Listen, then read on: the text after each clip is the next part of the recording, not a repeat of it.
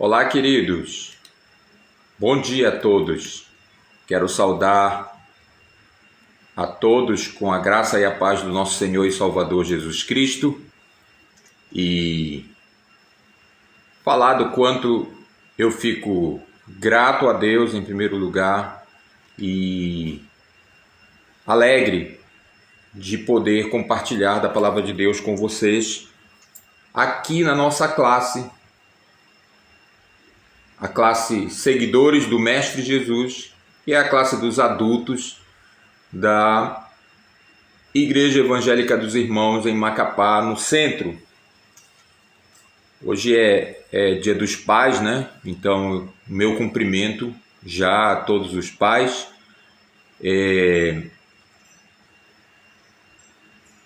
Que vem junto com uma oração para que, de fato, nós assumamos essa grande responsabilidade. Eu não sei se alguém vai ficar chateado com o que eu vou dizer, mas humanamente falando, Deus poderia ter se revelado como a nossa mãe, se ele quisesse. Alguns até efetivamente dizem que ele fez isso, não é verdade. O Deus da Bíblia, ele se revelou como pai. Essa é a verdade, está nos textos sagrados. Mas assim, ele era livre para se revelar como mãe se ele quisesse, mas ele se revelou como pai. Outras religiões têm a principal divindade, ou pelo menos uma das principais divindades, uma mãe, não é? Nós temos a revelação da Bíblia e vemos Deus se revelando como pai. Isso traz uma grande responsabilidade sobre todos os pais. Inclusive, quando a gente estuda a respeito de como ensinar as crianças, a gente é orientado a tomar muito cuidado quando a gente explica isso para a criança. Por quê? Porque a primeira e mais imediata reação da criança ao ensino bíblico, veja, nós estamos ensinando a Bíblia, mas as crianças são crianças e a primeira e a mais imediata relação que ela vai fazer é com o próprio pai terreno dela. Então, se a figura paterna, se o pai terreno dessa criança não for, digamos assim, um servo de Deus, não for alguém que está procurando, mesmo com todas as deficiências, né, que a gente sabe que tem, mas que está procurando agradar a Deus, servir a Deus, essa criança pode acabar desenvolvendo uma ideia muito errada de Deus. Então, é um cuidado que todas as pessoas que trabalham com crianças são orientadas a ter. E não é sem razão. É uma preocupação válida das pessoas que exercem esse ministério. Mas foi assim que Deus se revelou, e isso traz uma grande responsabilidade sobre todos nós que somos pais e que somos cristãos, de, como diz a palavra, sermos perfeitos, como o nosso Pai Celeste é perfeito. Isso aí foi um chamado para todos, pais, mães, solteiros, casados, mas enfim, nós que somos pais acabamos recebendo aí esse encargo a mais. Eu sou a primeira, digamos assim, apresentação de Deus e do seu caráter aos meus filhos. Então eu devo levar isso muito a sério mesmo. Então grande é a nossa responsabilidade, mas com a graça de Deus nós podemos exercer esse papel, assim como as mães que buscam a Deus também podem exercer o seu papel. Então, um grande abraço a todos os pais e que Deus nos abençoe. Hoje a concorrência está forte também, né? Hoje é final das Olimpíadas, cerimônia de encerramento, então a gente vai seguindo aí, né? Vai fazendo o nosso trabalho, esperando aí que os irmãos realmente priorizem aquilo que é mais importante. Não sei se já está rolando, não sei se já acabou, realmente eu não tô meio desligado hoje, né? Desse assunto. E quero convidar vocês então a abrirem as Bíblias de vocês para a primeira epístola de Paulo a Timóteo, é o que nós estamos estudando. E nós chegamos ao último capítulo dessa lição. O texto básico da lição está aí a partir do verso 11. E nós sempre gostamos de mencionar o suporte da revista Cartas a Timóteo e Tito, que é da editora Cristã Evangélica, e o comentarista dessa lição é Gessé Ferreira Bispo. 1 Timóteo capítulo 6, a partir dos versos 11 a 16. Estamos certinho na metade da revista, né? Já partindo aí para a parte final da revista. Ainda vamos terminar esta carta, que é a primeira de Paulo no cânon, né, do Novo Testamento. Depois nós vamos olhar a segunda carta de Paulo a Timóteo e a carta a Tito. E aí nós vamos encerrar essa série. Versículo 11 diz assim: você, porém, que é um homem de Deus, fuja de todas essas coisas. De todas essas coisas, mas foi mencionado lá em cima a avareza, as contendas, né? Paulo diz: fuja de todas essas coisas, mas busque a justiça, a devoção e também a fé, o amor, a perseverança e a mansidão. Lute o bom combate da fé. Apegue-se firmemente à vida eterna, para a qual foi chamado e que tão bem você declarou na presença de muitas testemunhas.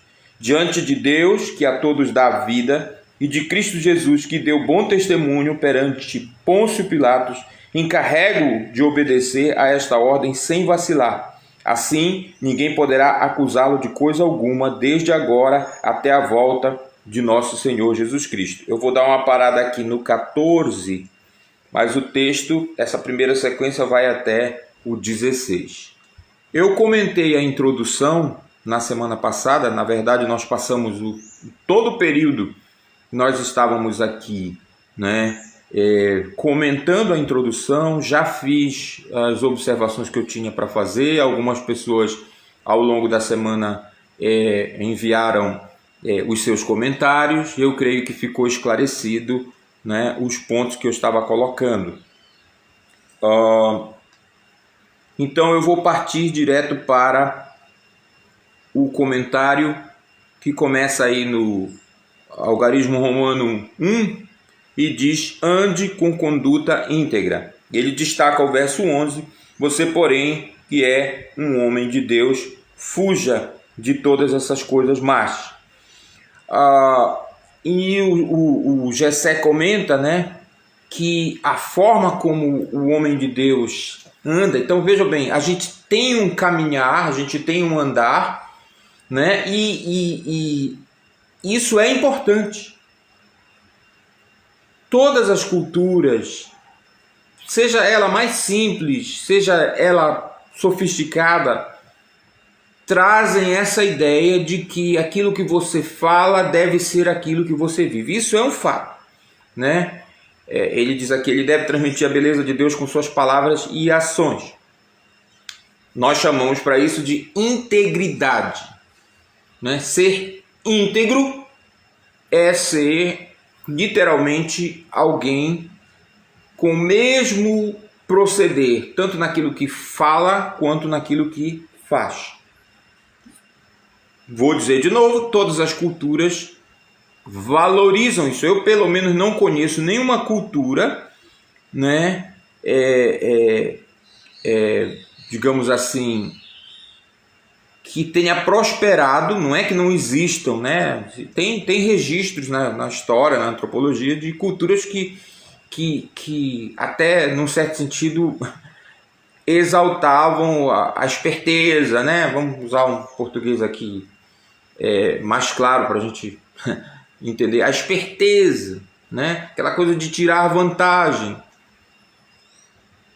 Mas eu pelo menos não conheço cultura, não conheço civilização que tenha prosperado com essa filosofia, né? Com essa ideia. Normalmente, as culturas, as civilizações que prosperam, vamos usar esse termo, que conseguem se reproduzir, que conseguem sobreviver, vamos dizer assim, valorizam a integridade, valorizam que você tenha uma atitude correta, que o que você faz seja aquilo que você fala, ou que aquilo que você fala seja aquilo que você faz, né? Então isso é muito importante. E é interessante que Paulo começa dando uma ordem para Timóteo escapar, fugir. A palavra aqui, ela tem na Bíblia principalmente esse significado: fugir, se colocar a salvo, dá a ideia até de voar, não é? Se alguém aí já viu como é que a coisa funciona, quando eu lembro de uma cena que eu vi de um animal que pegou uma ave, né? Ele pegou a ave e, assim, quando a cena começa, você já deve ter visto várias cenas parecidas com essa. Quando você vê o animal dar o bote, né, pular sobre aquela... Era um felino, não me lembro exatamente qual a espécie. Quando você vê aquele animal pular sobre aquela ave, você diz assim, foi, né? Já era para essa ave. Foi interessante porque aparece a ave ali, né, com aquele respirar assim, arfante, né? Aquela coisa, né? Você olha e diz assim, já era, já foi. E aí o animal deu uma cochilada, sei lá, olhou para o lado e aí a ave saiu voando, né? E aí o bicho ainda pulou, mas já era, não teve jeito. Aquela perdeu. Por isso que tem o ditado que diz, né? Um dia é da caça, outro do caçador. A ideia aqui, na maioria, que é quando essa palavra aparece na Bíblia, essa palavra que foi traduzida por fugir, é essa, né? Se colocar a salvo. Foi a palavra que o anjo, que está registrada lá, quando o anjo disse para José, foge para o Egito. É a mesma palavra, né? E a gente sabe o que José fez. Maria pegou Jesus e partiu o Egito, né? Para se colocar a salvo da fúria assassina do rei Herodes, o Grande. Então a ideia principal dessa palavra, às vezes que ela é figo, alguma coisa assim, figo, né? No grego, a ideia é colocar-se a salvo. Então Paulo recomenda a Timóteo que se coloque a salvo, que se mantenha, né, a uma distância segura dessas coisas. Isso é muito importante na nossa cultura, a gente prestar atenção para esse texto, porque na nossa cultura, no nosso país, a gente não é muito de fugir, não, né? A gente gosta de enfrentar o perigo. Isso vem dos nossos antepassados aí, essa ideia de bravura. Ser bravo é encarar. Não é verdade? E aí, essa é a herança que nós temos e muitas vezes a gente acaba se complicando muito em diversas situações da nossa vida, porque nós pensamos assim, ou nós somos levados a pensar desta maneira. Olha, é impressionante o número de vezes em que Deus repete esse mesmo conselho. Aqui no caso é mais do que um conselho, é uma ordem. Paulo disse isso claramente, nós já lemos e vamos ler de novo daqui a pouco. É uma ordem, não é um conselho, é uma ordem. Então é impressionante a quantidade de vezes em que a Bíblia nos ordena fazer exatamente isso que está colocado aqui: fugir, se pôr a salvo. Isso é importante. nós lembrarmos. Porque Satanás muitas vezes apela ao nosso orgulho, apela ao nosso desejo de autossuficiência para nos iludir e nos derrotar. Jesus recomendou prudência, vocês lembram? Quando ele estava falando sobre o segui-lo. Ele disse isso. Avalie, verifique. Ele deu vários exemplos. Ele falou do homem que pretendia construir uma torre e não fez o devido orçamento, não verificou se tinha condições, começou e não terminou a obra. Falou do homem que construiu uma casa, mas sobre um terreno ruim, instável. E quando aquela casa ruiu, foi grande o prejuízo que aquele homem teve. Então Jesus recomendou prudência, cuidado, cautela. Quantas pessoas botam tudo a perder por um sentimento bravateiro, por um sentimento de achar que poderiam resistir, que poderiam enfrentar determinado combate, determinada situação e não estavam preparadas. Vocês viram aí ao longo das Olimpíadas, né, o sacrifício que esses atletas de qualquer modalidade fazem. As privações, tá cheio de histórias, né? Falei um pouco sobre isso na semana passada. As privações, as horas e mais horas de treino. Exaustivo, não é? Um esporte de alto rendimento é assim, é desse jeito. Não tem amador lá. Você não vai ouvir ninguém dizer, né? Eu tava deitado em casa, né? E aí recebi um telefonema dizendo, olha, vem aqui para as Olimpíadas. Isso não acontece dessa forma. Tem até um caso aí do Brasil, as moças que ganharam a medalha no tênis, que ganharam uma medalha, elas de última hora foram convocadas, mas elas estavam treinando. Deixaram isso bem claro, né? Olha, foi assim, de repente a gente ajeitou tudo, a gente já vinha treinando forte, né? E aí a oportunidade veio e nós agarramos a oportunidade e conseguimos a medalha. Então é assim, é desse jeito que as coisas acontecem. Há também a palavra figo, ela tem uma outra ideia, já uma metáfora, quer dizer, um sentido que não é literal, que não significa exatamente fugir, pôr a salvo, que é a ideia de se esquivar. Essa é uma ideia interessante, porque Paulo vai dizer mais à frente, se vocês prestarem atenção, no próximo verso, Paulo vai dizer assim, lute o bom combate da fé. Então aqui, de novo, é interessante a gente fazer uma comparação com aí as Olimpíadas, né? Hoje teve a final do boxe feminino, não lembro qual era a categoria, né? O boxe, se você prestar atenção, os esportes de luta, eles têm ataque e defesa, né? Assim, mais literal. Claro que o voleibol tem ataque e defesa, o futebol também, mas eu digo que no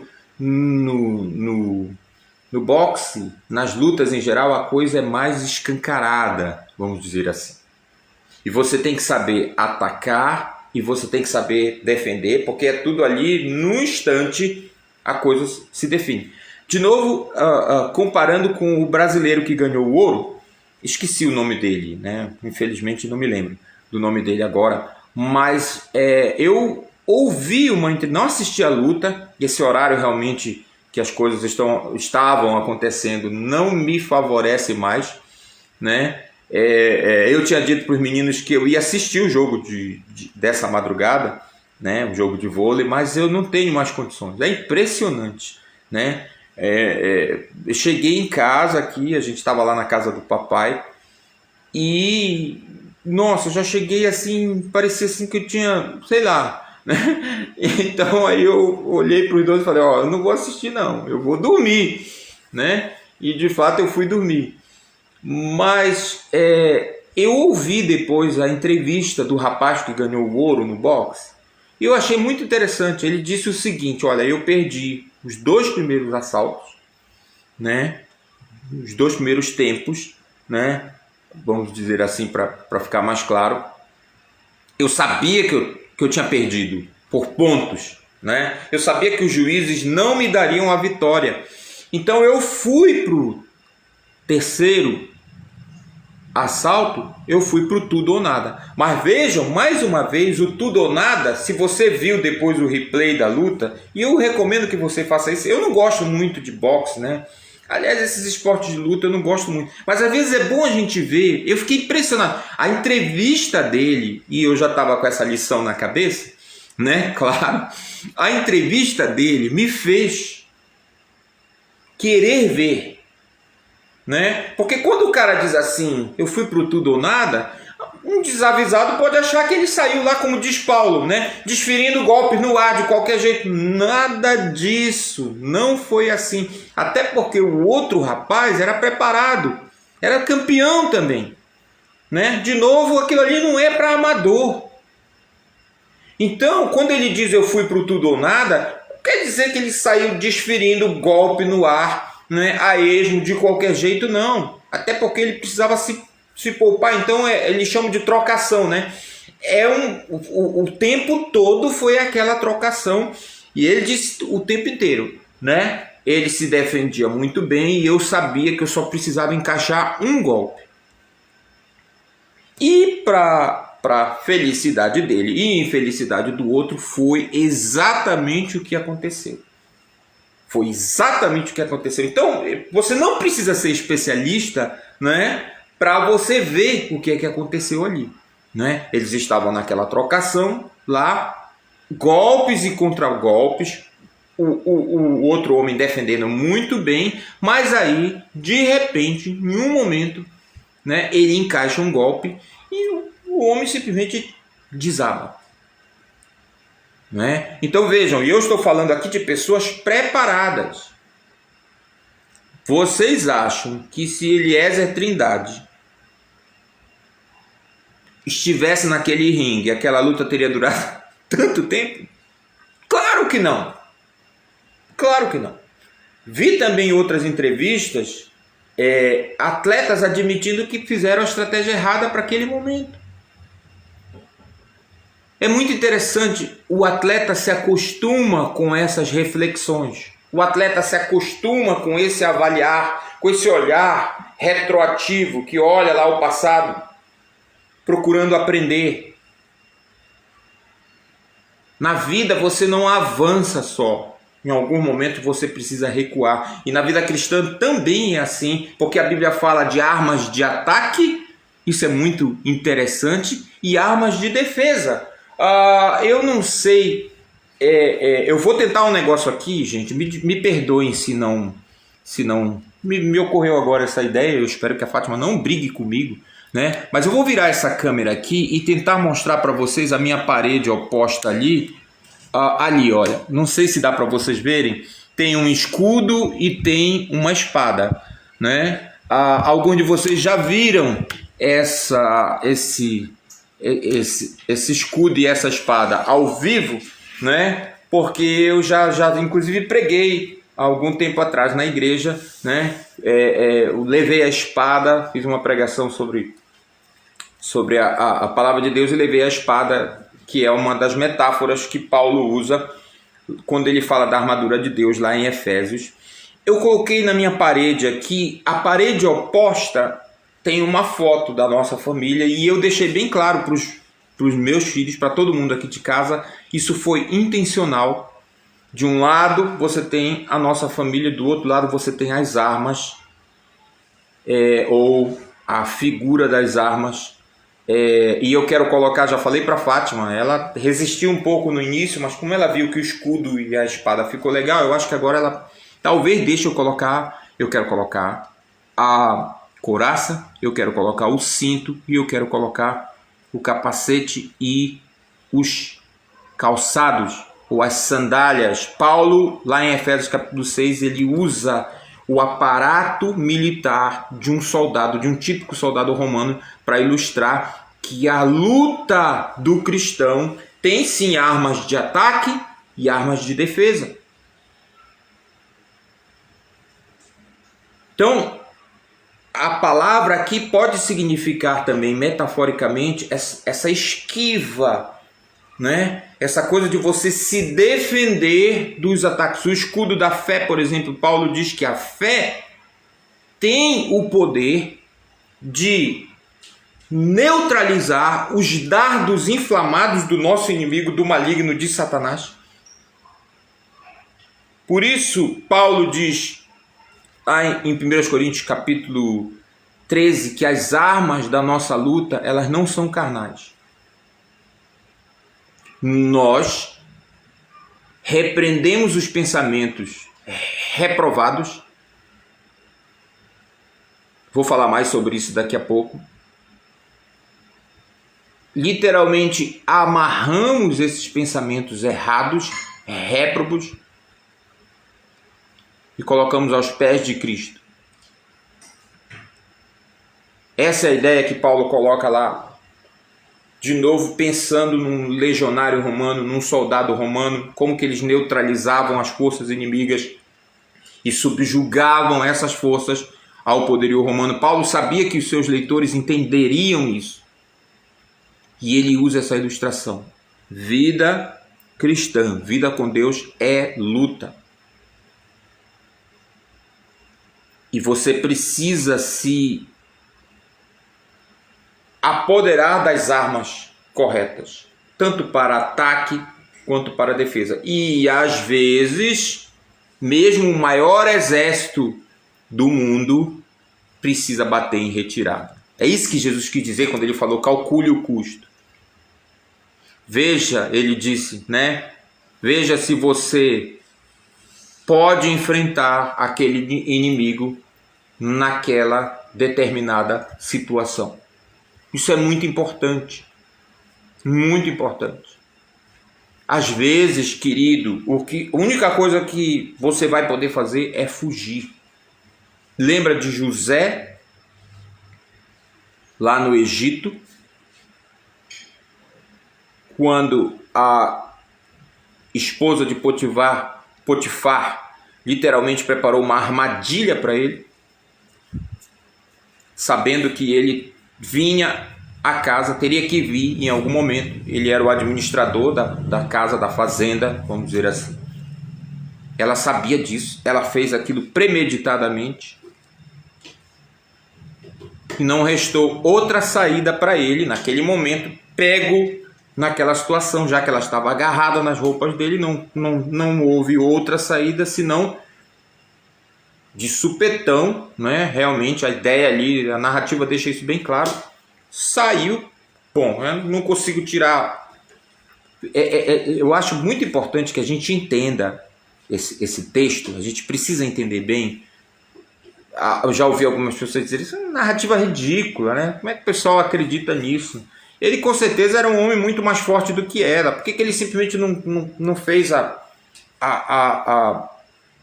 não tirou a mão dela? Não, José fez exatamente o que ele tinha que fazer, porque qualquer marca que ele deixasse em cima daquela mulher só ia favorecer a narrativa dela. Gente, estou falando de José no Egito. Por favor, não façam ilações, não queiram dizer que eu estou dizendo algo além do que eu estou dizendo. O que eu estou dizendo é que José fez exatamente o que ele tinha que fazer naquele momento. Evitou a todo custo o contato físico com aquela mulher, porque ele sabia que qualquer narrativa ali não lhe seria favorável. E foi exatamente o que aconteceu. Eu acho que muitos homens têm que aprender essa lição. Então ele tira as roupas e sai nu. E ela que fique com as roupas para lá. Vejam que mesmo fazendo assim, mesmo sem realmente cometer nenhum tipo de delito, mas mesmo assim ele acabou na prisão. Vocês se lembram? De qualquer maneira, antes de sair de lá, é isso que importa, ele disse uma coisa fundamental. Vocês lembram? Vocês lembram? Meu senhor, teu marido, ele poderia ter dito, não sabe, simplesmente não sabe o que ele tem. Está tudo na minha mão. Tudo o que ele tem está na minha mão. Ele colocou na minha mão. Eu administro tudo. Menos você. Como é que eu poderia cometer tamanha maldade e pecar contra o meu Deus? Ele começou falando de Potifar. Vocês lembram? Mas ele disse no final, como é que eu poderia cometer essa ofensa, essa grande ofensa contra o meu Deus? Davi não, quem dera, né? Davi, séculos mais tarde, numa outra situação, né? Que guarda algumas semelhanças até, eu acredito, porque envolve, né, homem e mulher e essa coisa toda. Quem vai discordar de mim, mas ele falhou fragorosamente, Davi, mais tarde. Quem dera, né? Estou o tempo todo com esses dois opostos na cabeça, acabei falando de Davi. Davi mais tarde vai falhar e fragorosamente. Mas José tinha Deus em mente naquele instante.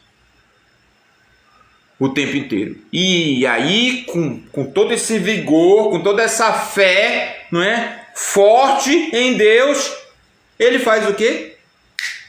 Ele sai correndo, nu. Existe uma discussão se ele estava totalmente nu ou se ele saiu com a roupa de baixo que alguns usavam, né? Não sabemos. Mas o que nós sabemos já é suficiente. Há ocasiões em que fugir é demonstração de bravura.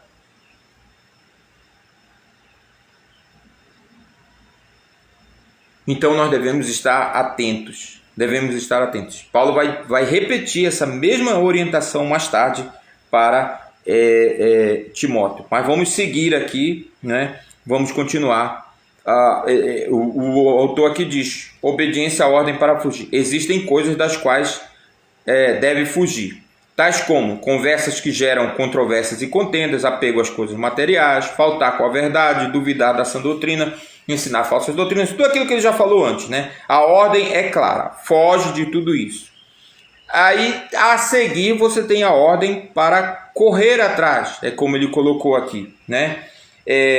No 12, lute o bom combate da fé, apegue-se firmemente à vida eterna para a qual foi chamado e que tão bem você declarou na presença de muitas testemunhas, né? Então aí, vejam, o bom testemunho de que fala aí, o Gessé vai comentar isso, ele é, na verdade, a consequência desses valores, dessa postura que você tem de fugir das coisas ruins, das coisas injustas, das coisas que não agradam a Deus e buscar as coisas que agradam a Deus. Preste atenção. Em nenhum momento Paulo diz, isso é importante, não está aqui, mas eu vou falar. Em nenhum momento Paulo entrega para Timóteo o poder, a autoridade de escolher o que é justo e o que não é, o que é verdadeiro e o que não é. Nós estamos vivendo dias, inclusive dentro da pregação e até dita evangélica, as pessoas estão simplesmente se dando ao direito de escolher o que é justo e o que não é, o que é verdadeiro e o que não é. E isso se aplica a todas as áreas da vida. Não é assim, queridos. Não é desse jeito. Paulo já lembrou Timóteo do que é verdadeiro, do que é justo. E ele inclusive cita aqui. Homem de Deus, a avareza não combina. A avareza não tem só a ver, preste atenção para isso, com dinheiro, tá? Dinheiro em espécie. Esse cara aí quer ganhar dinheiro a todo custo. Avareza, você pode ser pobre e pode ser avarento. Avareza, no sentido bíblico, é o apego às coisas materiais. Você pode ter só um bem na sua vida. Se o seu coração está nessa coisa, seja ela o que for, você pode não ter mais nada. Você é avarento. Vocês estão entendendo o que eu estou dizendo? Eu espero que vocês estejam entendendo, porque isso é importante. Eu ilustro sempre essa história para vocês que conheceram, né? O meu velho carro, né? Já contei essa história várias vezes. O meu velho carro, aquele Fiat Uno branquinho, né? Oh, saudade que eu tenho dele. Uma vez eu mandei pintar aquele carro. Não mandei pintar todo, que era muito caro, né? Mandei pintar frente e lateral, onde estava mais bagunçado, o outro lado estava bonitinho. Ficou lindo, olha, ficou muito lindo. Quando o rapaz me entregou, eu olhei de, puxa, mas que coisa, ficou tão legal. Me apaixonei na hora.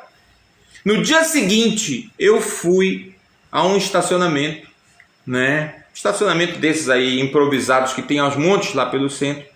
Deixei o carro lá. Na hora de tirar, quando eu fui sair, era uma perna manca bem fina, pintada de branco. Tá tudo errado, né? Deveria estar zebrado. O muro branco, eu simplesmente não vi a perna manca que sustentava lá o negócio. E era para ter derrubado a perna manca, né? De uma vez que pelo menos tinha batido pouco. Mas não, eu só fiz dar uma balroada nela. Passei na lateral. Só que foi a lateral todinha, a lateral que eu tinha mandado pintar. Ficou um risco enorme de fora a fora. Da proa à popa. Gente, quando eu vi aquilo, saí do carro, olhei, eu quase choro. Eu confesso para você, para minha vergonha, o nó ficou aqui, ó, a saliva não descia. De raiva, de frustração. Mas era Deus trabalhando isso em mim. Ainda bem que fui eu e não a Fátima. Pensa que eu não pensei nisso? Ah, se fosse a Fátima, eu acho que eu ia passar um ano brigado com ela. Deus me deu essa reflexão. Então, é muito fácil a gente se apegar às coisas. É muito fácil. E Deus já disse para nós, avareza é pecado. Essa coisa de você considerar as coisas, as suas coisas, as minhas coisas.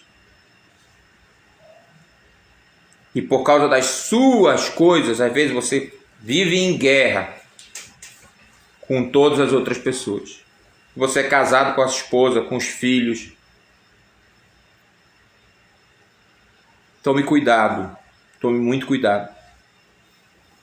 Eu falei da avareza, mas eu poderia ter falado de qualquer outra coisa que está aí destacada, que Paulo destaca nesses versos. As contendas, né? Talvez a gente deveria gastar mais um tempo aqui explorando isso, porque nós estamos vivendo dias em que os contendedores estão aí nas mídias sociais digitais, apenas esperando um incauto que morda a isca. E infelizmente eles existem aos montes, né? Inclusive alguns crentes. O cara escreve lá a sandice dele lá, né? E aí você lê, e aí o dedo coça, e aí você já começa, né? Eu vou responder. Não vai ficar desse jeito. Amizades reais desfeitas no mundo virtual. Porque alguém disse uma coisa que não deveria ter dito, ou pelo menos não deveria ter dito daquele jeito, naquele contexto.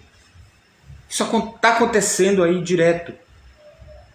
Nesse momento de polarização ideológica que nós estamos vivendo, pior ainda. Pior ainda. E aí Paulo diz, foge de contenda. Foge. Pensa. Eu tenho que responder isso aqui mesmo? Eu tenho que comentar? Eu tenho que curtir ou descurtir, sei lá como é que está essas nomenclaturas agora. Se pergunte, verifique isso. Verifique. De novo, o Gessé comenta aqui, as ações do homem de Deus devem falar mais que as suas palavras. E também autenticá-las. Como é bonito estar com alguém que trata as pessoas com amor, tem disposição para ouvi-las, dá conselho, faz advertência construtiva. Opa, vocês que são meus alunos, vocês devem lembrar, né? Eu questiono esse termo advertência construtiva ou crítica construtiva.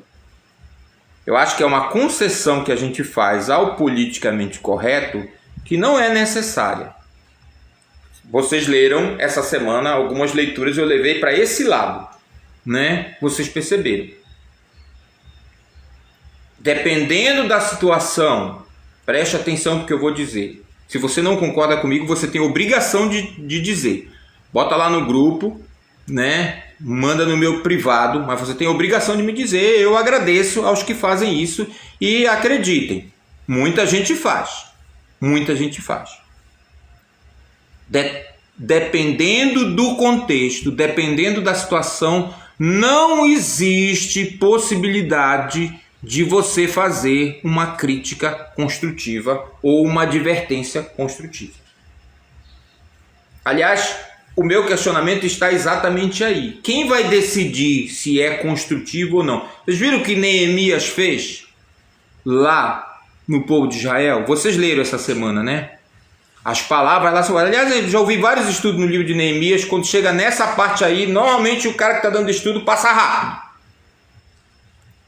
Os primeiros capítulos são muito bem explorados, detalhes, um monte de coisa. Sério, já ouvi vários estudos. É sempre o mesmo problema. Quando chega nesse último aí, as palavras são chocantes.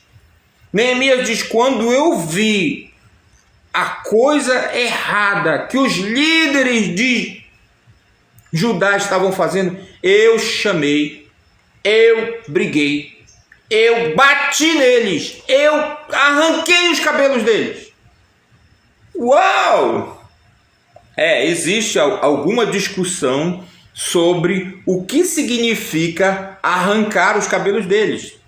Tem vários teólogos ao longo da história que fizeram várias tentativas de entender essa frase. Ok, mas não importa. Recomendo que vocês estudem, se vocês quiserem. Não importa se nós vamos descobrir o que exatamente essa frase quer dizer. O mais importante, o fundamental, nós sabemos. Não foi uma conversa construtiva.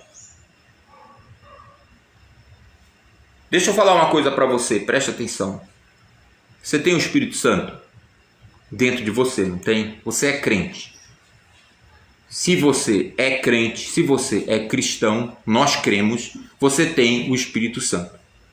Porque o Espírito Santo é dado a todos os cristãos. Ele nos foi outorgado. A Bíblia fala sobre isso claramente.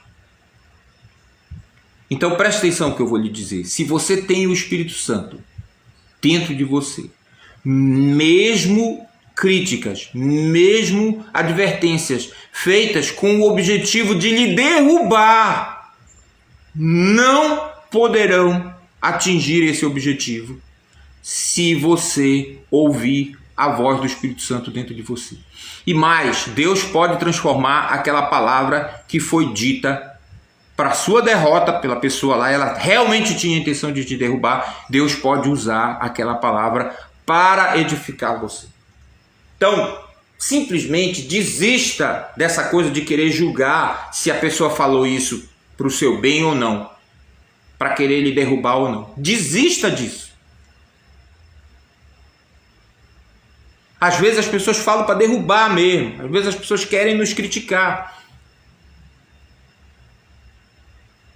Não importa. Não importa. E às vezes as pessoas, mesmo querendo construir, mesmo querendo o nosso bem, elas vão ter que nos machucar. Você lê o salmista dizendo que o justo me cause dor. Fira-me o justo, em algumas versões. que eu sofra nas mãos de um justo. Isso é um favor que ele me faz. Essa é a atitude do homem de Deus. Essa é a atitude que nós devemos ter. Porque simplesmente dependendo da situação, quem vai chegar para falar com a gente não vai chegar passando a mão na nossa cabeça. E nem deve. Nem deve.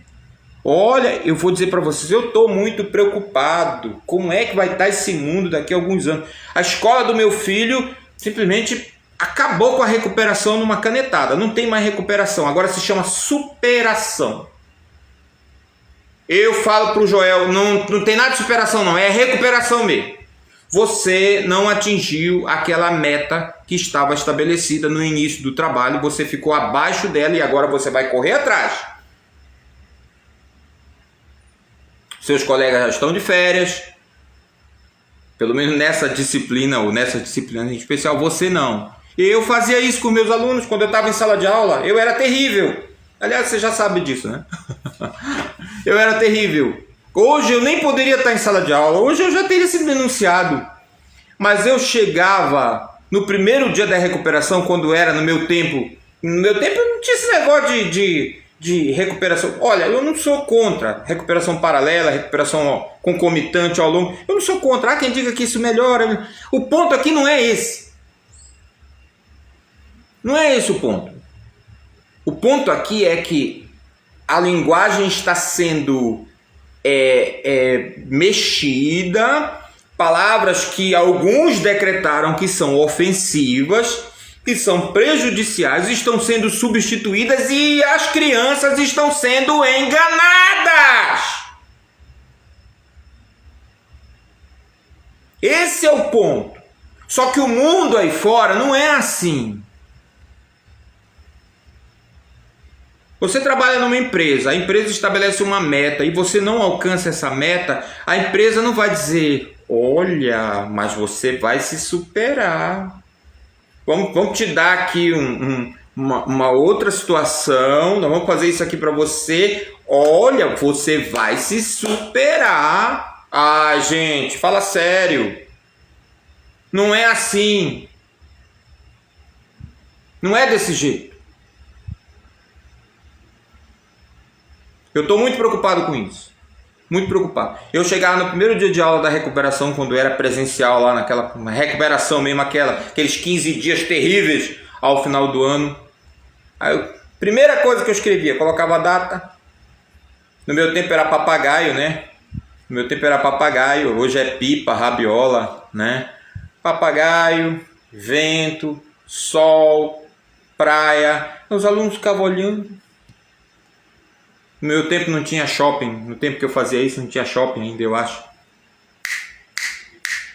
Eu colocava as coisas da época. O que é isso, professor? Rapaz, isso aqui é tudo que os colegas de vocês estão fazendo agora. Estão numa boa, ó, estão brincando, estão, sabe lá. Acho que nem acordaram ainda, né? Quando eu trabalhava de manhã, 7h30. Acho que nem acordaram ainda, né? Ah, já estão por aí, estudaram ao longo do ano, se esforçaram, né? Exploraram o professor, né? Enfim, fizeram de tudo para não estar aqui agora. Onde será que eles estão, hein? Como será que eles estão? Aí sempre tinha um para dizer, professor, o senhor pegou pesado com a gente. Mas tem que ser assim. Tem que ser assim. Ainda dizia mais, porque naquela época tinha reprovação, né? Não concordo com reprovação. Hoje, tá vendo? As pessoas mudam. Eu mudei. Mas enfim, naquela época tinha e tem mais. Tem coisa pior. O pior, sabe o que é? O pior é ano que vem os colegas de vocês estarem tudo ali no outro corredor, no corredor da 7ª série, e vocês aqui no corredor da 6ª série. Vendo tudo o que vocês já viram antes. Entediados. Olhando os colegas de vocês lá na 7ª série. Então tem coisa pior. Estudem. Graças a Deus funcionava. Eles estudavam. Vocês entendem o que eu quero dizer? Cuidado com esse negócio de crítica construtiva. Cuidado. Sim, você deve, nas suas palavras, como cristão, você deve transmitir graça para as pessoas. A Bíblia diz isso claramente. O cristão deve transmitir graça. Nós sabemos disso, tá? Mas isso é mais responsabilidade de quem fala. E a pessoa que fala, a pessoa que critica, ela vai se entender com Deus. Isso aí não lhe diz respeito. Se você está recebendo a crítica, a sua guerra é outra, querido. Então, mesmo que aquela crítica venha para te derrubar, mesmo que aquela crítica venha para te destruir, você que tem o Espírito Santo, você ainda pode dizer: Deus, tem alguma coisa que o Senhor quer me ensinar aí, não tem? Com esse comportamento dessa pessoa. O que é? O que é? O que é? Agora, se for uma pessoa íntegra, se for uma pessoa justa, que está lhe chamando a atenção, aí é um passo além. Você tem que dizer: obrigado, meu Deus. Essa pessoa está me fazendo um favor. Eu não vou recusar a advertência que essa pessoa está me fazendo. Mesmo que seja dura, mesmo que seja difícil. Vejam, nós não temos o direito de escolher o que é justo, o que é injusto, o que é certo, o que é errado. Isso já nos foi dado. Olha, eu estou cansado. Eu vou confessar para vocês. Eu estou cansado de ver pessoas que muitas vezes estão totalmente erradas, crentes inclusive, totalmente erradas. E a gente vai chamar a atenção, às vezes com todo cuidado, porque afinal das contas a gente é humano, né? Às vezes com todo cuidado, e a pessoa fica ali, parece um menino mimado. Porque, poxa vida, eu tô aí todo dia, tô me esforçando, tô tentando fazer as coisas certas, aí um errinho que a gente faz, já vem todo mundo caindo em cima, cresce, rapaz, cresce, para com isso, presta atenção no que está sendo dito para você, agradeça. Saia dessa coisa de se vitimar.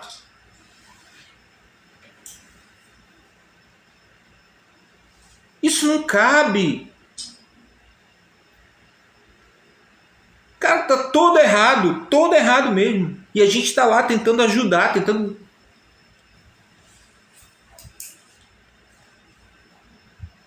Eu falei que igreja, falei na semana passada, que nós não somos o exército de Deus, na minha opinião. A igreja não é o exército de Deus, o exército de Deus são os anjos. Eu vou abrir aí um parênteses e vou dizer, igreja não é o exército de Deus, mas sim, nós estamos em guerra. A gente está no meio dessa guerra aí. E tem gente também que gosta de dizer que a igreja é um hospital.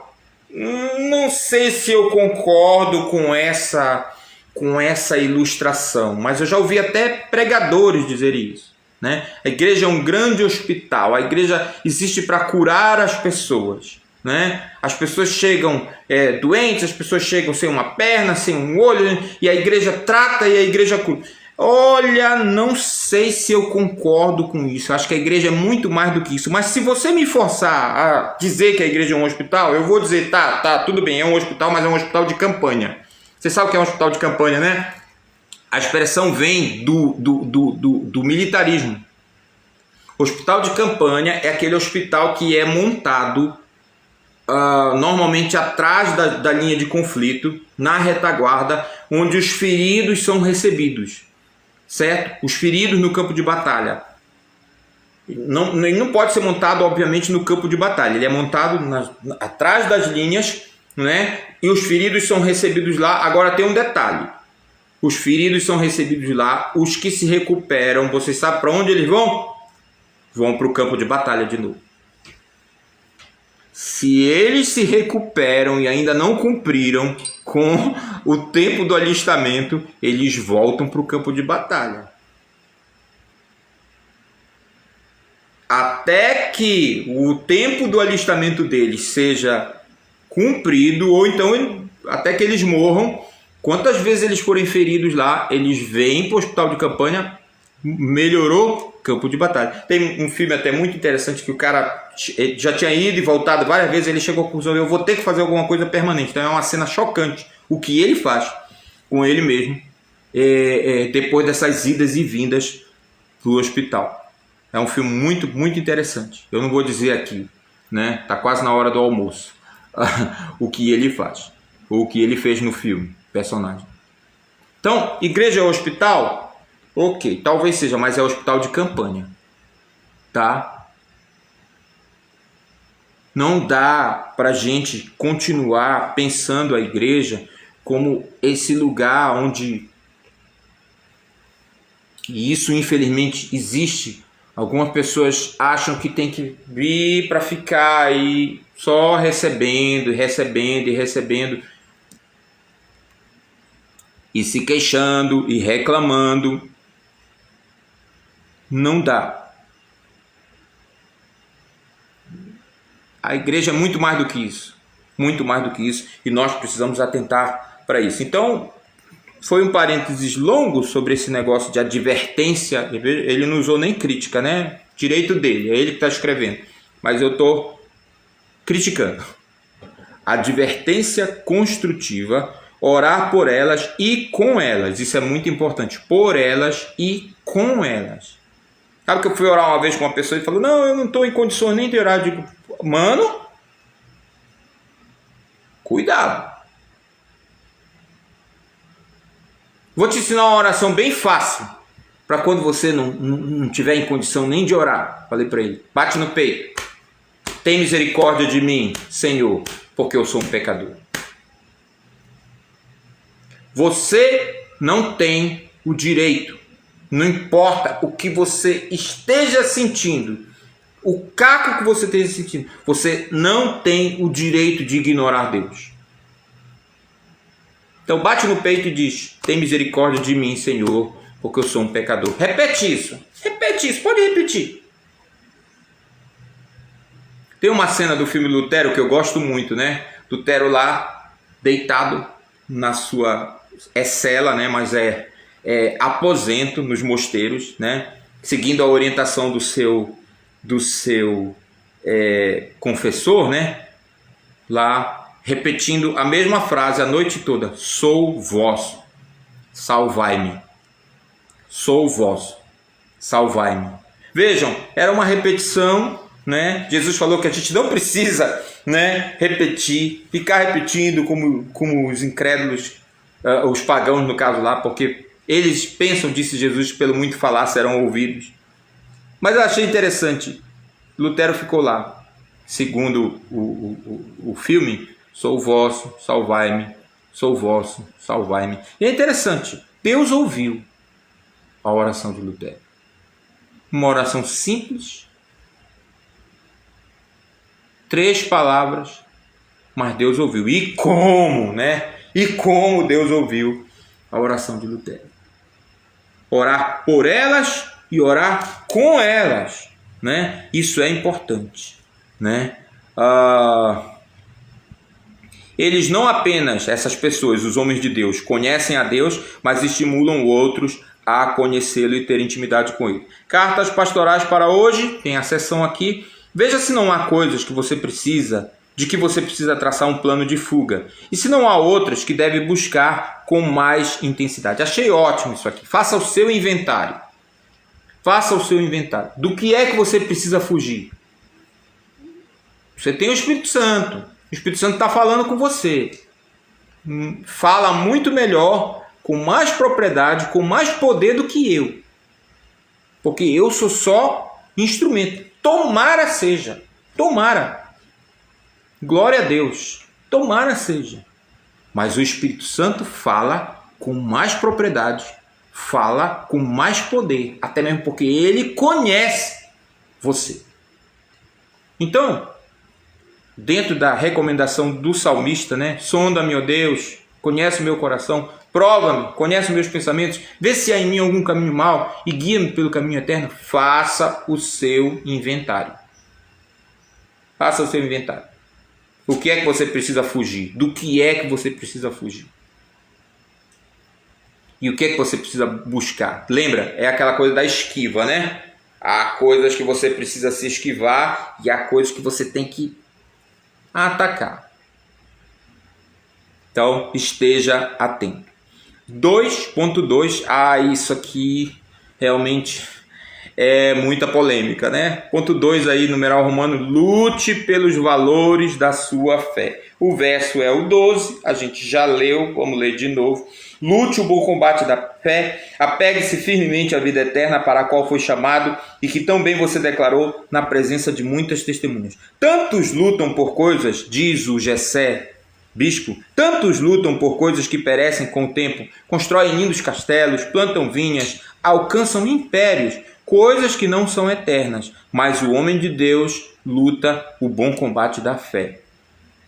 Primeiro, ele luta de maneira perseverante por meio de vida devocional. Eu vou ler, eu estou lendo, aliás, literalmente o que está colocado aqui, queridos. Ele estuda a Bíblia, luta com persistência para conhecer e viver os ensinamentos dela. Ele entra no mundo divino, apega-se a Deus em amor e aperfeiçoa seu relacionamento com Deus. Muito forte isso aqui, né? Muito forte. Eu vou morrer dizendo isso para vocês. Vou morrer dizendo isso para vocês. Uma boa morte, diga-se de passagem. Vocês precisam estudar a Bíblia. O estudo pessoal, o estudo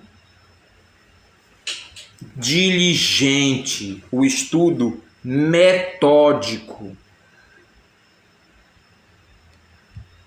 A Bíblia deixa claro que isso é a vocação do crente. Não do pastor, não do professor, de todo crente. Eu coloquei essa semana para vocês, na leitura, as recomendações. A gente gosta, né? E não está errado. Ser forte e corajoso. Não temas nem te espantes, porque o Senhor, teu Deus, é contigo. Enquanto, ou melhor, por onde quer que andares. Confundindo os textos. Ótimo, é ótimo a gente saber esse texto, a gente decorar esse texto, mas antes de dizer isso, Deus disse o quê? Não cesses de falar desse livro da lei. Antes, medita nele dia e noite.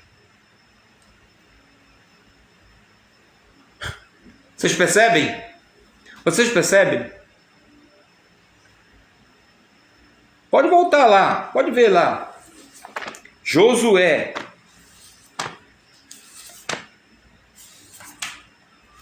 A orientação para ser forte, ela vem acompanhada de uma ordem clara de meditar na palavra.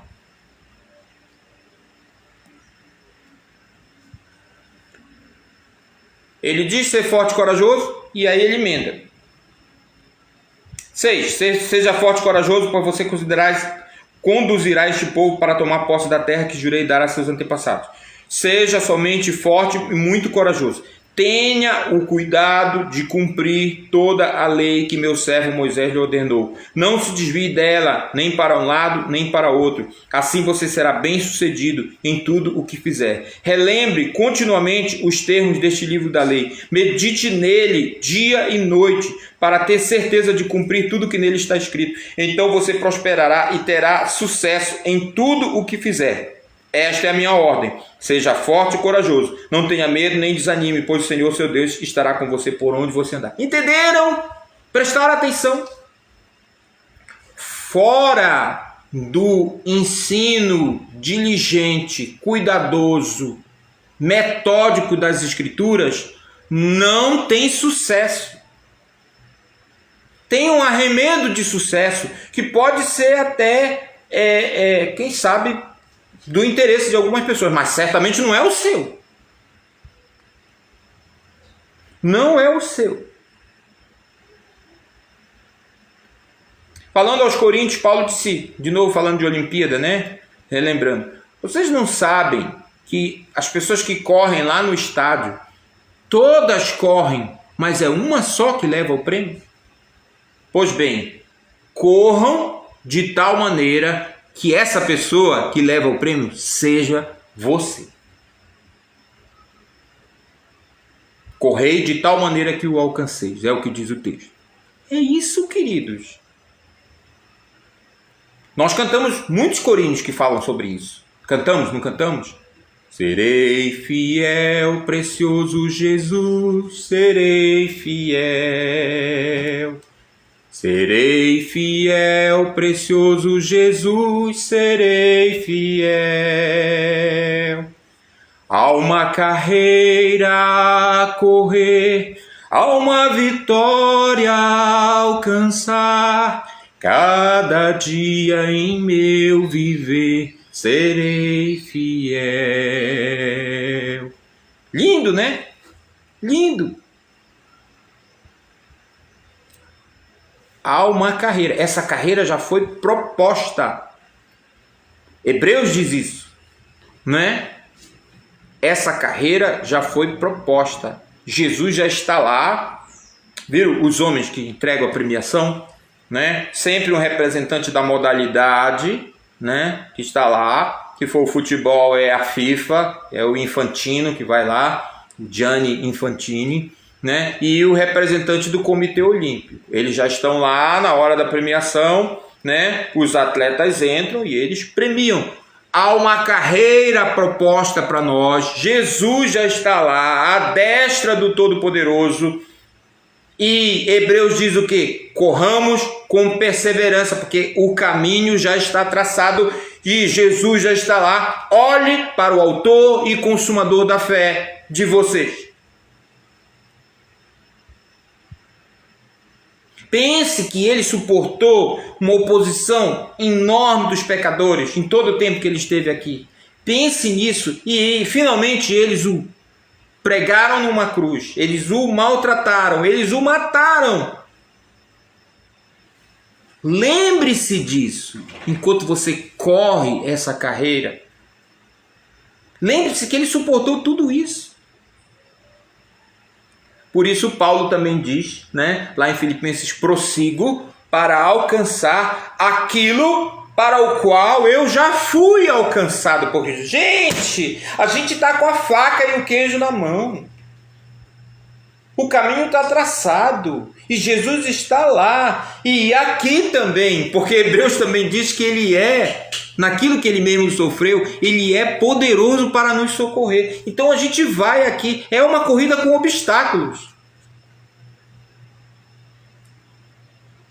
Mas talvez essa ilustração de corrida com obstáculos nem é muito boa, porque quando você vê a corrida de obstáculos lá né, lá do atletismo, as barreiras são fixas, né? Elas estão paradas lá. Pense, eu acho que eu vou pedir ajuda do pessoal aí que trabalha com animação, talvez para fazer isso, né? Para mim, para eu ilustrar isso melhor. Pense numa barreira que não fica fixa, esperando você saltar. Pense numa barreira que se mexe. Pense numa barreira que vai para cima de você. Pense numa barreira que você salta e ela anda um pouquinho mais para frente para ver se você se estabana em cima dela de qualquer jeito. Essa é a ideia. Essa é a vida cristã. Por isso que às vezes você tem que se desviar, você tem que se esquivar e outras vezes você vai para cima. Jesus está ao nosso lado. Jesus já venceu por nós. Nós só temos que perseverar e continuar em frente, porque um dia nós vamos receber a recompensa das mãos do próprio Cristo. Das mãos do próprio Cristo. Ele vai nos entregar. Então nós devemos atentar para isso e ver.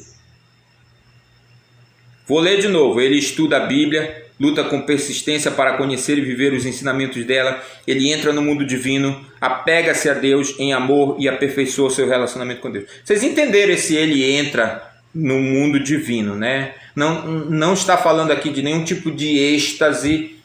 O mundo divino é a perspectiva divina, é como Deus vê as coisas o tempo inteiro, né? São os olhos da fé, é o que Hebreus diz, né?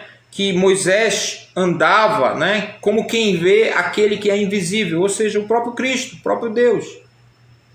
Essa é a ideia aqui, né? Você tem que desenvolver essa sensibilidade. De novo, eu estou usando talvez uma expressão inadequada, mas isso é uma coisa que só quem vive é que sabe. É até difícil de explicar. Mas é você perceber que não é carne e sangue, que não é aquela pessoa que está ali muitas vezes.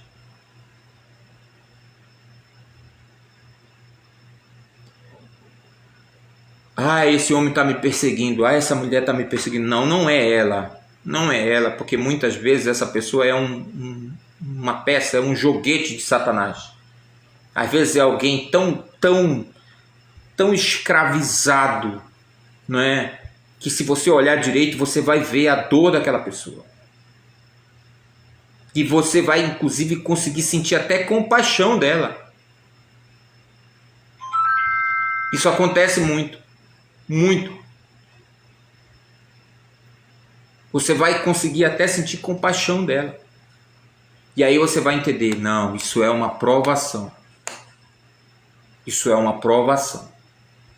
Não é essa pessoa. Não é ela o meu inimigo. Isso é o que Paulo quis dizer quando ele falou que a nossa luta não é contra pessoas. É os principados, as potestades, os dominadores deste mundo tenebroso, as forças espirituais do mal nas regiões celestes. É isso. Eu preciso estar atento para isso. Prestar atenção.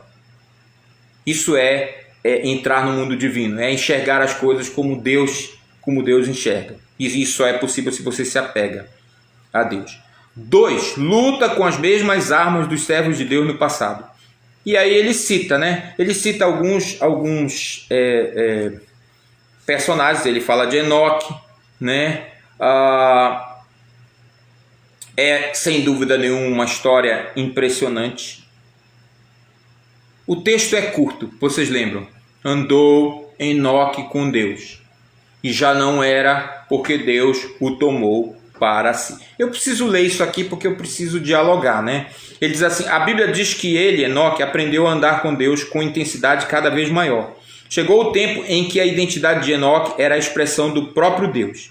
Jesus disse que quem tem os seus mandamentos e os guarda, este é o que o ama. Ao ler com atenção o famoso capítulo da Bíblia sobre os heróis da fé, Hebreus 11, vemos personagens que acreditaram em Deus e em suas determinações. Alguns deles dispuseram a dar a própria vida como prova concreta de sua confiança em Deus. Outros realizaram coisas grandiosas por crerem no Senhor. Há um bom combate e vale a pena lutar por ele. Aí, né? Sem dúvida nenhuma, não tenho o que discutir no caso de Enoque.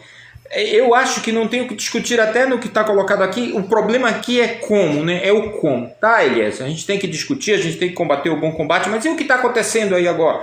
Tem que falar da polarização ideológica que está acontecendo no nosso mundo. São 10h16 e eu vou terminar às 10h30, não se preocupe. No mundo inteiro e também no Brasil. Eu vou fazer o seguinte, eu vou deixar para falar isso depois do terceiro tópico, porque ele vai falar da esperança na eternidade, aí a gente fecha. Diz assim, ele diz, cartas pastorais para hoje, não existe condição de combater o bom combate, de terminar bem a carreira e guardar a fé, sem ter a vida dirigida pelo estudo e pela obediência à palavra de Deus. Eu concordo, eu assino embaixo disso aqui. Eu assino embaixo. Você não vai ser recompensado por Jesus sem isso. Sem uma vida de estudo, sem uma vida de devoção, eu não acredito. Eu não acredito. De novo, é a história comparando com as Olimpíadas aqui. Ninguém que ganha uma medalha de ouro estava em casa sem fazer nada. Ninguém. Do ponto de vista espiritual, é mais sério ainda.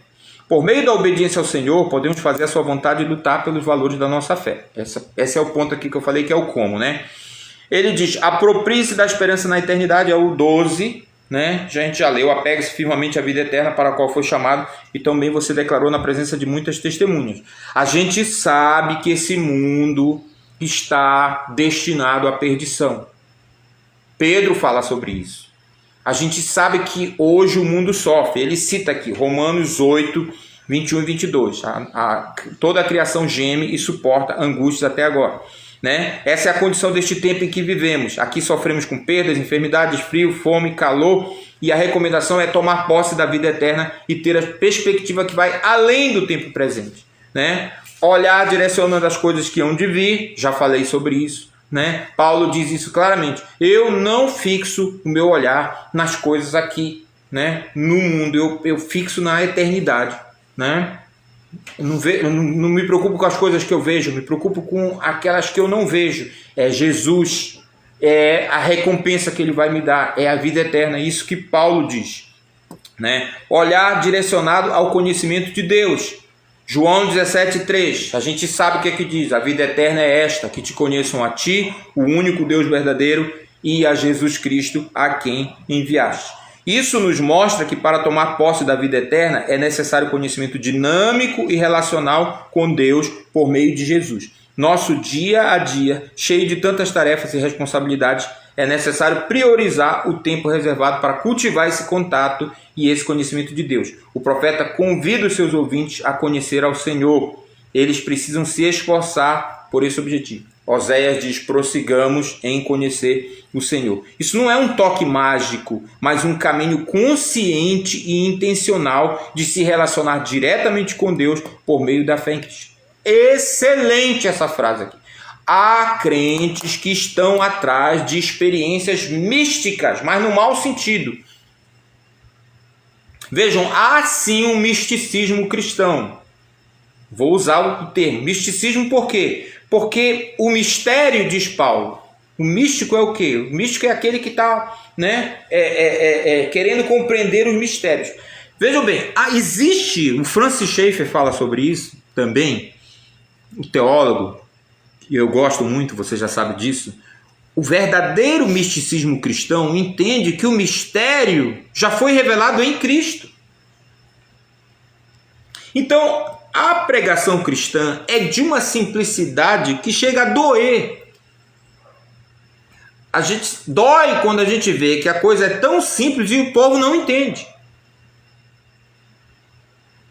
O texto clássico sobre isso, que é muito usado, vinde a mim, todos vós que estáis cansados, disse Jesus, e sobrecarregados, e eu vos aliviarei. Tomai sobre vós o meu jugo e aprendei de mim, porque sou manso e humilde de coração, e achareis descanso para as vossas almas, porque o meu jugo é suave, o meu fardo é leve. A gente usa esse texto, a gente decorou esse texto, né? A gente descansa nesses textos muitas vezes, mas a gente realmente não percebe.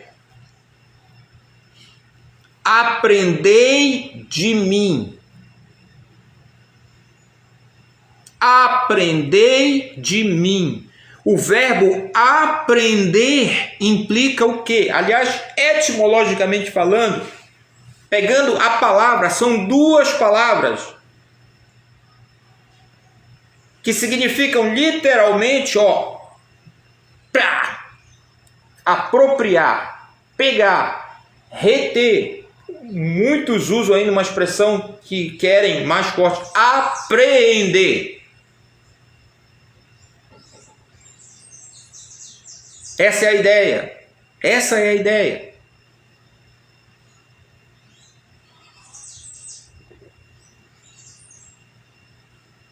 Vocês já criaram filhos, né? Alguns de vocês. Vocês sabem como é que funciona isso, não é? Você não coloca a cartilha na mão do seu filho e deixa ele lá. Meu filho, tá aqui a cartilha, põe a cabecinha aqui em cima, assim. Pode ficar aí, meu filho. Se quiser dormir, pode dormir. Você vai aprender. É assim que você vai aprender. É desse jeito? É desse jeito? Não. O aprendizado implica método, esforço, revisão, avaliação. Isso aqui deu certo, isso aqui não deu certo. Vocês criaram filhos. Muitos de vocês sabem como é que é. As mães principalmente, né? Os pais às vezes vão falar, né? É dia dos pais, hoje os pais falham. Eu falhei muito. Muito dessa carga ficou sobre a nossa esposa. Essa que é a verdade.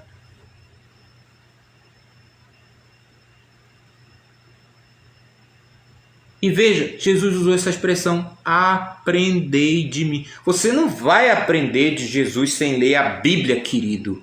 Não vai. Não vai. Essa lição de hoje de manhã, a mensagem do culto à noite, não é suficiente para você aprender de Jesus. Você tem que se dedicar ao estudo metódico, sistemático, diligente desse livro aqui.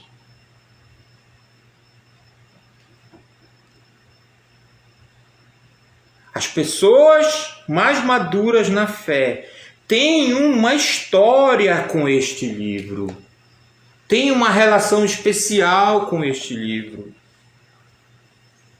Vocês já me ouviram dizer isso várias vezes. O meu pai, hoje é dia dos pais, né? O meu pai, do alto dos seus 93 anos, com a saúde fragilizada, com um corpo que não responde mais da maneira como ele gostaria, nós gostaríamos. Mas está lá para quem que quiser e puder ver ou ouvir. O papai já se confunde um pouco quando ele está falando e já esquece alguns versículos, ele esquece até alguns personagens, mas a oração do papai continua maravilhosa. Ontem a Lloyd comentou isso, ontem ou anteontem, eu não me lembro. Tive o privilégio de estar lá na devocional que eles fazem todos os dias.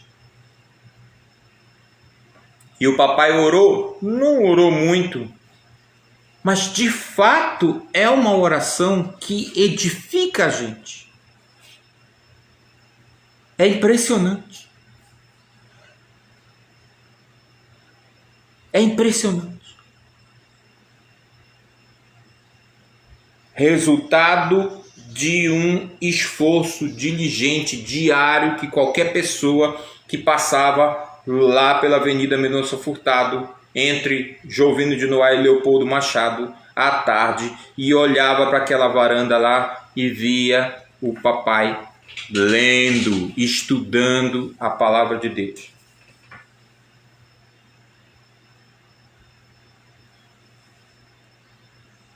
Qualquer um dia desse eu vou postar aí no grupo da classe fotografias das páginas das Bíblias do papai, porque ele não tem só uma. Um dia desse foi engraçado, eu estava lá e aí eu estava sem Bíblia, né? Eu tenho no celular, mas é a NVT. Enfim, aí como eles fazem a leitura, cada um lê um versículo, né?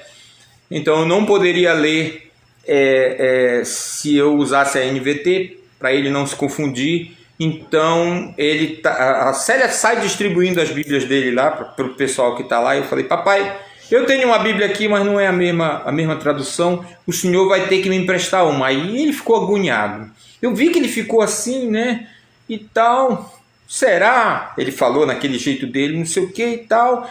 Essa aqui, não. Ele pegou logo a Bíblia que ele usa, né, e tal.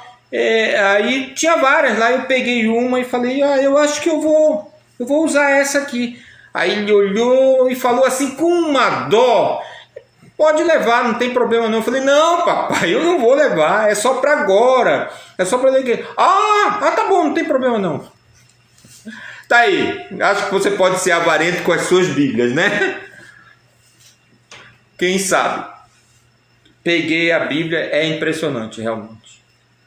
Tudo marcado, referências, é uma Bíblia de estudo. Ou uma Bíblia de estudante. É maravilhoso. É maravilhoso. Mas não foi toque mágico.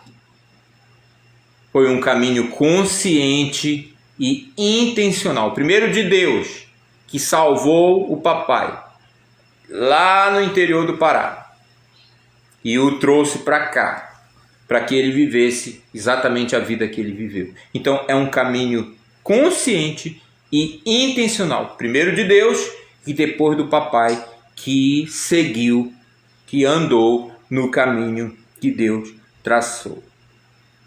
Não se pode ser um verdadeiro homem de Deus quando ignoramos esse caminho, eu concordo, está aqui, né? Existe o dever, diz o Jessé, de aguardar com expectativa o glorioso dia da manifestação do Senhor Jesus Cristo. Tomar posse da vida eterna requer alimentar essa esperança. Quem se apropria dessa esperança deve crer que, na época determinada, ele, isto é, Deus ou Jesus, será revelado. Eu concordo. Esse negócio de tomar posse, eu só tome muito cuidado com essa afirmação. Tomar posse, para nós, é do jeito que a gente falou aqui. É com estudo, é com dedicação. Não estamos aqui endossando essa ideia por aí de que para você tomar posse da vida eterna, né, você só precisa declarar isso. O cara vai para o culto, passa o culto todinho pulando, declarando que toma posse da vida eterna. Sai, vai viver uma vida porca. Um comportamento anti-Deus. A semana toda, aí no domingo ele vai para a igreja. Tomar posse da vida eterna. Não estamos falando disso aqui. Tomar posse é isso que nós dizemos aqui. É com estudo, é com vida transformada, é com o caráter de Cristo impresso em nós. É disso que nós estamos falando. E finalmente guardar o mandamento, né? Ele questiona aqui, né? Qual é o mandamento, né, que nós devemos guardar? Todo o desígnio de Deus, como Paulo disse lá em Efésios. Ele explica aqui, né? Não pense no decálogo aqui, não pense nos 10 mandamentos somente, né? Na realidade é toda a revelação, né, que nós temos. Algumas recomendações importantes já foram tratadas. Aqui elas são referidas como mandamento. Esse é o significado da palavra no texto original. Mas podemos usar essa recomendação para extrair também uma preciosa aplicação ao homem de Deus. Obediência às regras. O leitor desta carta não pode ser identificado como homem de Deus se não seguir as instruções bíblicas. Eu já falei sobre isso. Lembra-se dos amigos de Daniel? Eles puderam com segurança negar-se e curvar diante da estátua de ouro que o rei mandou que se curvasse, porque estavam fundamentados em mandamentos da fé que professavam. Tem o caso de Jonas, né? Foi disciplinado, desobedeceu, mas lá no ventre ele disse ao Senhor pertence a salvação, né? Ele entendia disso. Aí nós somos exortados a sermos zelosos guardiões dos ensinos do Senhor, fiéis cumpridores da confissão de fé e de seu chamado. Então, isso tudo é muito importante para nós. Sentir a presença de Deus, que é o que ele vai falar mais na frente, é isso. Muita gente diz assim, eu não sinto Deus, eu não sinto que Deus está me... Gente, nós já fomos salvos. O Espírito Santo já foi outorgado para nós. Eu posso assegurar para você, se você não está sentindo Deus na sua vida, não é culpa de Deus, não. Responsabilidade é sua. Responsabilidade é sua. Já foi dito que tudo que foi escrito para o nosso ensino. Nós precisamos considerar essa palavra como uma palavra de Deus e viver segundo o que ela diz. Mas como, Elias? Como é que a gente vai fazer isso? Como é que a gente vai guardar esse mandamento que nos foi confiado no dia a dia? Aí? É muito simples. É muito simples. Estude a palavra. Obedeça aos mandamentos como eles são apresentados para você e Deus, o resto Deus vai encaminhar. Entrega o teu caminho ao Senhor, confia nele e o mais ele fará ou ele tudo fará para cada momento, para cada situação da sua vida. Já são 10h32, eu falei que eu já ia parar, eu vou parar. Eu quero convidar vocês, eu já acabei a lição, tá, gente? Eu sempre me preocupo com esse aspecto prático, né? Tem um aspecto prático aí que vocês viram, ele acaba não sendo falado. Como combater o bom combate da fé? fugir, como falar, qual é o momento certo, né? Em que circunstâncias, sobretudo no ambiente polarizado, um ambiente político, ideológico polarizado que nós estamos vivendo. Essa é uma preocupação pertinente que eu acho que a gente tem que ter. E eu tenho sido exortado a me posicionar, né? O pessoal está pedindo isso. Quem sou eu, né? Eu não sou ninguém. Eu sou um professor de história. É o que eu digo sempre. É a minha formação, foi o que Deus me permitiu ser. E eu estou muito grato a Ele por ter me permitido ser professor de história. Viver, inclusive, dessa ocupação. Deus tem me garantido isso. É o que eu sou, certo?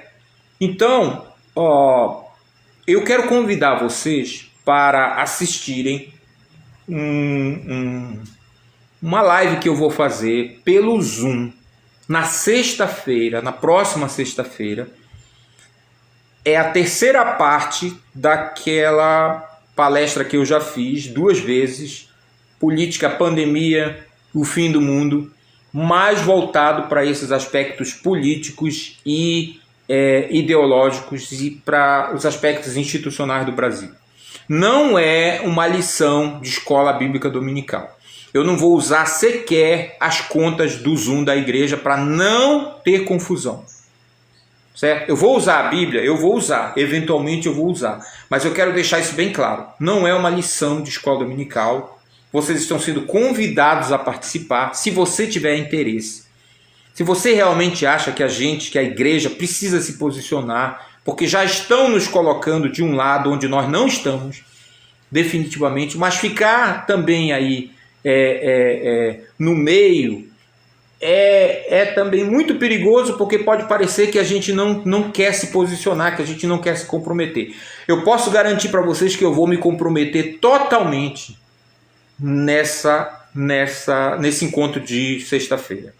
Tá? Eu posso garantir isso para vocês. Então, quem quiser conferir, que confira. Eu vou fazer isso na sexta-feira, às 19h30, pela plataforma Zoom. E eu vou mandar o link no privado aos interessados.